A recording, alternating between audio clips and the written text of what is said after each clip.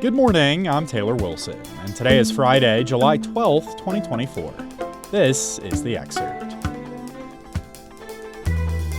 Today, a closer look at Biden's NATO press conference and what it might mean for him going forward. Plus, a wave of Democratic lawmakers calling on him to bow out of the race grows louder, and we discuss how many Americans can't afford to retire. President Joe Biden wrapped up the NATO summit yesterday with a press conference answering questions from reporters. But what could have been a slam dunk event became a reminder of Biden's persistent verbal flubs. And during the hour-long news conference, he repeatedly lost his train of thought. Still, he remained defiant about sticking around in the presidential race. That I think I'm the most qualified person to run for president. I beat him once, and I will beat him again. I spoke with USA Today White House correspondent Francesca Chambers to put last night in context. Hello, Francesca. Hey, Taylor. How's it going? Good. Thanks for hopping back on the Excerpt. So, Francesca, this news conference was ostensibly about NATO and how to help support Ukraine. But the bigger story was President Joe Biden and his mental capacity. How did this presser go for him? You were in the room, so what stood out to you? Yeah, this is not the way that the White House would have wanted it to go, Taylor. From the get-go, he was making verbal gaffes. He was asked early on about an event just beforehand in which he had accidentally called Ukrainian President Vladimir Zelensky by Putin, the name of his adversary, the Russian president. President Biden laughed it off, but then when he was giving his answer, he accidentally called his own Vice President Trump, and then he seemed to lose his train of thought. At multiple points in the evening, he said the word anyway as he trailed off again. And so as he tried to make the case that the debate was just one bad night, it was one bad moment in his presidency, he seemed to have several more of them on Thursday evening at the NATO summit. Francesca, there's an increasing wave of Democratic voices calling for Biden to drop out and pass the baton to the next generation of leaders. That's something he promised to do when he ran back in 2020. How did he address this, and just how defiant was he that he's sticking in this race? That did come up, Taylor. He was asked about how he said that he would be a bridge to the next generation of leaders, that he would be a transitional president. And he was asked what changed. And he basically referred to the challenges against democracy that we've seen in the last few years, and his belief that he is the most qualified person to both be president of the United States and to beat Donald Trump in the election. Now, he was pressed repeatedly on Thursday evening about the fact that his own vice president, Kamala Harris, would either beat Trump in polling or be within the margin of error. He did say that he thought that she was qualified to be president, that he believed that other people could win besides him, but he was very defiant about remaining in the race. At one point, Biden was asked about Michigan Governor Gretchen Whitmer, who's an ardent supporter, who's also on the short list to take over his candidacy should he drop out. She said it wouldn't hurt for him to take a cognitive test. How did Biden respond here? Well, he pointed out that he's taken a cognitive test every time he has his annual physical, the last one being in February. But he pushed back again on the idea that he needed to take another one, saying that no doctor had said that he should. He hadn't been asked to. And the idea that he takes a cognitive test every day, he said, just by doing the job. So, there's been so much focus on Biden's status as the Democratic frontrunner in this race, and reporters did not let him ignore that last night. There are clearly concerns around the world about this election as well. A Polish reporter at one point pressed him about some of the concerns that a second Trump presidency might bring for Europe and the world. How did Biden respond in general to the possibility of a second Trump term? One thing that Biden brought up during the press conference was that he had not actually had any of his European allies come up to him and say, Joe, don't run.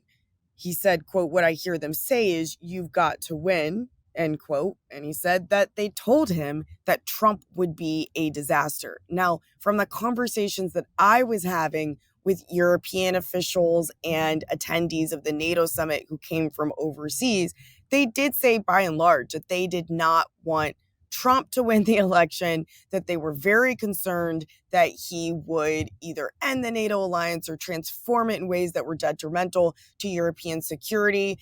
And they came away from it feeling that they do need to spend more on their defense, that they do need to prepare for a situation in which they cannot rely on the United States in the same way that they have in the past. And so, to a certain extent, it felt as if European officials weren't willing to talk on the record about some of the issues facing Biden politically because it might be hurtful to him and potentially helpful to former President Trump, with whom they do not have the same vision when it comes to European security, if they were to raise those concerns out in the open. And one person even told me they just thought that it would be really disrespectful when they were in the United States and Biden's the sitting president. As we've mentioned, President Biden did make some noteworthy flubs with regards to names yesterday on the final day of the summit. Francesca, what can we infer from these kinds of errors, which do appear to be more frequent? Well, one thing that he said that he would be doing is having fewer events. And he did seem to acknowledge that he wouldn't be having them as late at night anymore. I mean, he said it would be smarter for himself to pace himself a little bit more. He said that instead of starting fundraisers at 9 p.m., he asked his staff to start them a little bit earlier at 8 p.m. He'd like to be getting home by 10 p.m. So he said that that's more what he was talking about, that the mistake that he made was just packing his schedule too much, and that's why he was getting so tired. So, Francesca, what's next on this conversation?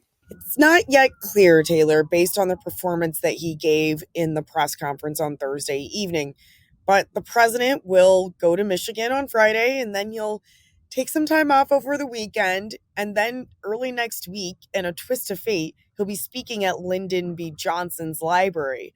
Now, that's significant because LBJ decided in the middle of a presidential election to drop out of the race.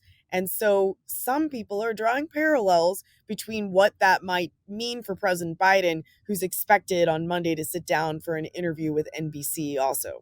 All right. Francesca Chambers is a White House correspondent with USA Today. I appreciate your time as always, Francesca. Thanks so much. Thanks, Taylor. A new poll has found that most Democrats want Joe Biden to drop out of the 2024 race. The Washington Post ABC News Ipsos poll conducted between July 5th and July 9th found that 56% of Democratic adults surveyed want Biden to drop out, while 42% think he should continue his campaign for president. 2% of respondents were skipped. The poll also found that Vice President Kamala Harris would beat former President Donald Trump in a head-to-head matchup.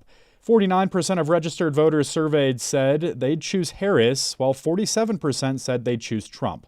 Biden and Trump remain tied 46% in a head-to-head matchup. Meanwhile, more Democratic lawmakers are speaking out. The top Democrat on the House Intelligence Committee, Congressman Jim Himes, came out with a statement calling on Biden to withdraw immediately after his NATO press conference ended. And Congressman Scott Peters followed suit shortly after the press conference wrapped. Additionally, Democratic organizers have abandoned plans for a fundraiser in Chicago during the Democratic National Convention next month as support for President Joe Biden wavers, according to a CNN report. You can read more with a link in today's show notes. Inflation eased more than expected in June as falling gasoline prices offset another increase in rent, providing a third straight month of relief for Americans struggling with a pandemic-related spike in prices. The development, combined with a recently cooling job market, should strengthen the case for the Federal Reserve to cut interest rates in the next couple of months, a move that likely would juice the economy and U.S. stocks. Overall prices rose 3% from a year earlier, down from 3.3% in May, a third straight monthly pullback, according to the Labor Department's Consumer Price Index, a broad gauge of goods and service costs. That's the smallest rise in a year. The price of used cars and airfares dropped, while grocery and healthcare costs rose modestly. For many folks, the short-term relief from inflation, though, is not enough. Retirement remains out of reach for millions of Americans approaching or reaching retirement age. I spoke with USA Today senior reporter Jessica Gwynn to learn more. Hey there, Jessica. Hi, Taylor. So, would you start by just telling us about Teresa Edwards and her story? Sure. Teresa Edwards lives in South Los Angeles. She's 74 years old, and she still works 6 days a week as a caregiver. She's also a caregiver to her husband of 55 years, who's pretty frail, and recovering from a serious car accident. She told me that she started caring for others at the age of 18 when her grandmother had Alzheimer's. And she loves her work and she feels like it keeps her energetic and spry. But she told me she tires more easily these days than she used to, and sometimes she gets dizzy. So the question is, well, why not stop working? And she said, well, I can't afford to. This is a very pragmatic, no nonsense, salt of the earth kind of person. She does not buy new clothes. She saves every cent. She has never depended on anyone. And she said she just does not want to start now, but she can barely make ends meet in terms of her family's expenses each month, which are about $3,000. And she can't see how she could ever do it on what she'd get from Social Security. So she just has to keep working. And the sad fact is that she is not alone. Millions of older Americans are working into their 70s and even their 80s because they can't afford to stop. Yeah, it's so tough, Jessica. So, what does research really tell us about the financial stability or lack thereof when it comes to older Americans approaching retirement age? Well, retirement is just no longer something many Americans can count on. Costs are going up, housing, healthcare, Social Security pays less than half of your average wages, and it just doesn't stretch far enough. And many older Americans just haven't been able to put enough away in 401k accounts or in savings to be able to get by. I mean, I've written stories about older Americans choosing to work longer, but not everyone wants to or can keep working. Yet researchers say millions of older Americans can't stop working because they can't afford to. And if they do stop working, they're forced into a standard of living that is far below what they were used to. So, what are the factors contributing here? I know you wrote about so called do it yourself pensions in this piece. Well, it used to be pretty unpopular to blame 401ks or do it yourself pensions, but increasingly people are blaming them. Before, we had pensions. They were known as defined benefit plans in which your employer invested on your behalf and you were promised a fixed monthly income when you retired. Those were largely replaced by 401ks, where you choose your investment options and there's no guarantee of what you will get.